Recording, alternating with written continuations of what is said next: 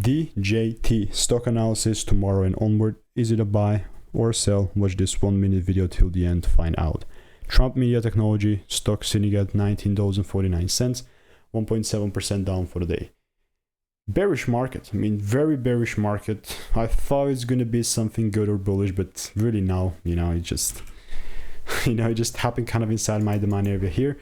And looking at DJT, in order for, like, the only case in which I'm going to look for some like buys is going to be if there is a daily double break.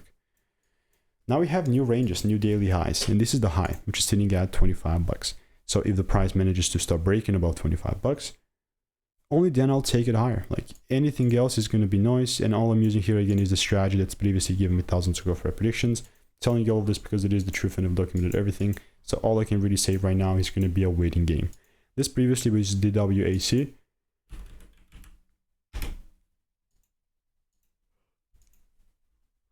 And if you remember, I had a crazy bias with DWAC, but now we're waiting again. If you want to learn the strategy for free, check the first link in the description. All reviews are 5 stars, and I'll see you in the next